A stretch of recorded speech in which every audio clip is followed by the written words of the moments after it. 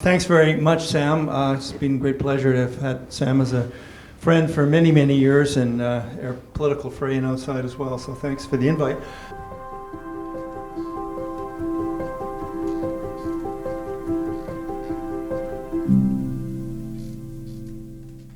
I'll tell you a few quick stories, I think. I'm trying to fill in some gaps and looking at the quality of the other speakers. Hopefully I can give you a few thoughts and insights that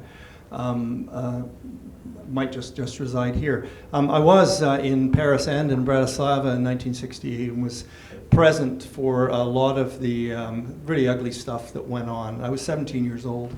Didn't come out of it that well. I got physically beaten up and ended up being expelled from the Czech Republic, I guess it is now. Or actually, it's the Slovakian Republic by a Russian tank. But what it did teach me is that be careful about political causes, be careful about getting involved in things with a lot of passion, without a lot of thought as to how you're going to solve solutions. And certainly when I'm looking at what's happening in Hong Kong right now, I'm hearing a lot of those things that happened almost 50 years ago now. I'm looking at, seeing again, seeing an awful lot of people who are opportunistic and they jump in and they're actually creating a much bigger problem in many ways, and they think they're solving, but actually they're not. I was involved in a party called the Occident, and 17-year-old, I was pretty sure my French wasn't that good. I was pretty sure it was a left-wing party.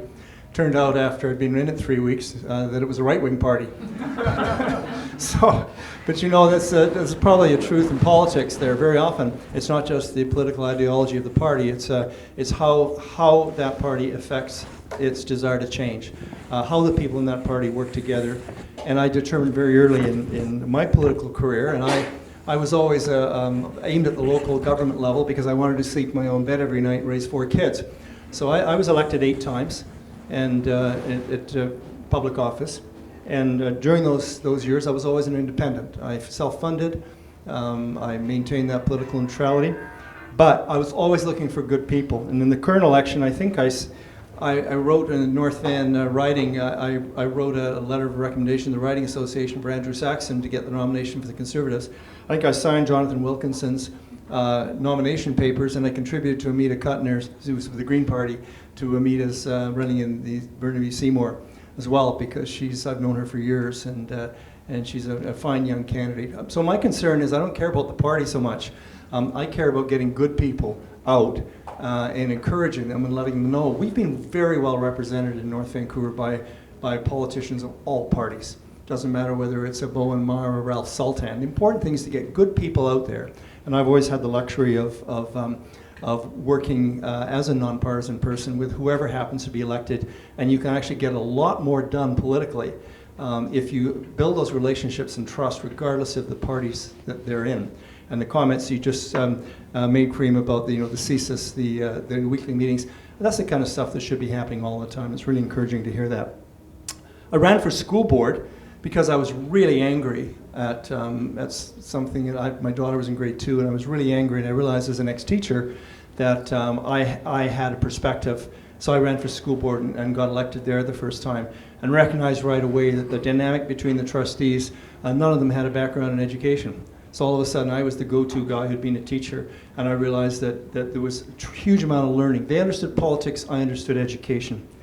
Later I got elected as a councillor because I was interested in local government. I observed the dysfunctionality of the council at the time, the personal vendettas, the undercutting of our staff. Everything that you read about in the textbook about good and effective governance was not happening. So I thought I could come in and help change that, and I think I did. I ran for mayor because I was frustrated about mountain biking. It wasn't any great solving problems of the planet. It was we had the majority of council wanted to shut down mountain biking in North Van, and I happened to be a mountain biker along with my son. And I realized that done properly, it was a wonderful sport and still is.